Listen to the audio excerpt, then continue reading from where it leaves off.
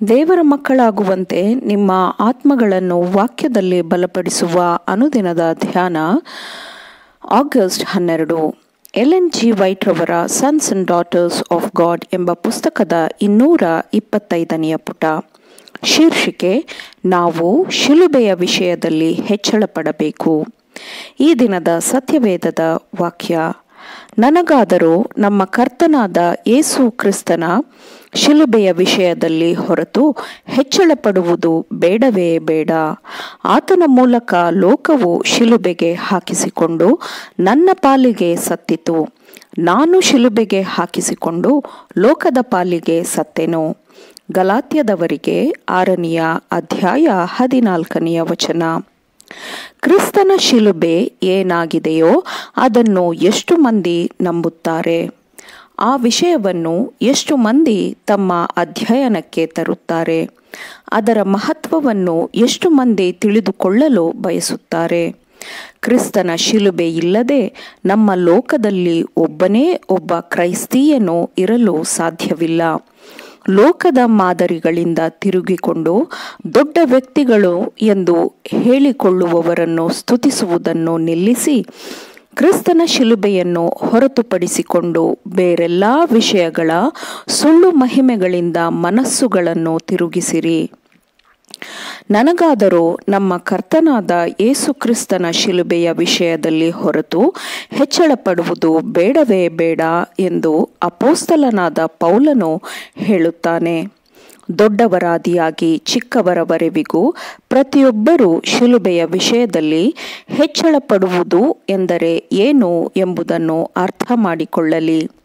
ಆ ಶಿಲುಬೆಯನ್ನು ಧೈರ್ಯದಿಂದ ವೈಯಕ್ತಿಕವಾಗಿ ಹೊರಬೇಕು. ಯಾವನಿಗಾದರೂ ನನ್ನ ಹಿಂದೆ ಬರುವುದಕ್ಕೆ ಮನಸ್ಸಿದ್ದರೆ ಅವನು ತನ್ನನ್ನು ನಿರಾಕರಿಸಿ ತನ್ನ ಶಿಲುಬೆಯನ್ನು ದಿನಾಲೂ ಹೊತ್ತುಕೊಂಡು ನನ್ನ ಹಿಂದೆ ಬರಲಿ ಎಂದು ಕ್ರಿಸ್ತನು ಹೇಳಿದ್ದಾನೆ. ಮತ್ತು ಕ್ರಿಸ್ತನನ್ನು ಹಿಂಬಾಲಿಸಿ ಆತನ ನಂತರ ಶಿಲುಬೆಯನ್ನು ಎತ್ತಿಕೊಂಡು ಅದನ್ನು ಹೊರುವ ಪ್ರತಿಯೊಬ್ಬರಿಗೂ ಅದು, ಅಂದರೆ ಶಿಲುಬೆಯು, ಎಂದಿಗೂ ಕಳೆಗುಂದದ ವಾಗ್ದಾನದತ್ತ ಮಹಿಮೆಯ ಕಿರೀಟವಾಗಿರುತ್ತದೆ. ಇದು ನಾವು ಕಲಿತುಕೊಳ್ಳಬಹುದಾದ ಅತ್ಯುನ್ನತವಾದ ವಿಜ್ಞಾನವಾಗಿದೆ. ಇದು ರಕ್ಷಣೆಯ ವಿಜ್ಞಾನವಾಗಿದೆ. ಕಲ್ವಾರಿಯ ಶಿಲುಬೆಯನ್ನು ಸರಿಯಾಗಿ ಪರಿಗಣಿಸಿ ಅರ್ಥ ಮಾಡಿಕೊಂಡರೆ ಅದು ನಿಜವಾದ ತತ್ವಶಾಸ್ತ್ರವಾಗಿದ್ದು ಶುದ್ಧ ಕಲ್ಮಶವಿಲ್ಲದ ಧರ್ಮವಾಗಿದೆ. ನಂಬುವವರೆಲ್ಲರಿಗೂ ಅದು ನಿತ್ಯ ಜೀವವಾಗಿದೆ. ಆಜ್ಞೆಯ ಮೇಲೆ ಆಜ್ಞೆ, ಆಜ್ಞೆಯ ಮೇಲೆ ಆಜ್ಞೆ, ಸೂತ್ರದ ಮೇಲೆ ಸೂತ್ರ, ಸೂತ್ರದ ಮೇಲೆ ಸೂತ್ರ, ಇಲ್ಲಿ ಸ್ವಲ್ಪ ಅಲ್ಲಿ ಸ್ವಲ್ಪ. ಇವು ಶ್ರಮದಾಯಕ ಪ್ರಯತ್ನದಿಂದ ಮನಸ್ಸುಗಳಲ್ಲಿ ಸ್ಪಷ್ಟವಾಗಿ ಅಚ್ಚೊತ್ತಬೇಕು. ಮತ್ತು ಕ್ರಿಸ್ತನ ಶಿಲುಬೆಯು ಪೌಲನ ಕಾಲದಲ್ಲಿದ್ದಂತೆಯೇ ಈಗಲೂ ಪರಿಣಾಮಕಾರಿಯಾಗಿದೆ.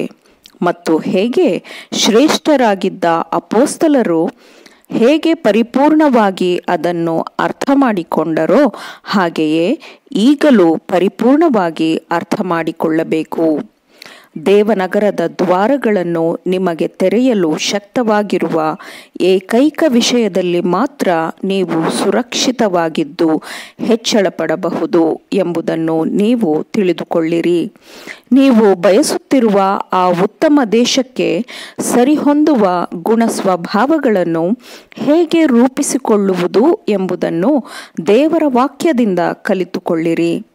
ಕ್ರಿಸ್ತನು ನಿಮ್ಮ ಮಧ್ಯದಲ್ಲಿ ನೆಲೆಸಿರುತ್ತಾನೆ ಎಂದು ನೀವು ಅರಿತುಕೊಳ್ಳಿರಿ.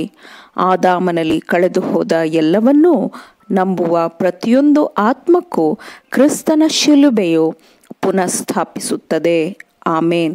ದೇವರ ವಾಕ್ಯಗಳನ್ನು ಶ್ರದ್ಧೆಯಿಂದ ಆಲಿಸುವವರು ಪಾಲಿಸುವವರು ಆಗಬೇಕೆಂದು ನಿಮ್ಮನ್ನು ಉತ್ತೇಜಿಸುತ್ತೇನೆ. ಪರಿಶುದ್ಧಾತ್ಮನ ಸಹಾಯದಿಂದ ಆಲಿಸಿದ ನಿಮ್ಮೆಲ್ಲರಿಗೂ ಧನ್ಯವಾದಗಳು. ಮತ್ತೆ ದೈನಂದಿನ ಧ್ಯಾನಕ್ಕಾಗಿ ನಾಳೆ ಸಂಧಿಸೋಣ. ಆಮೇನ್.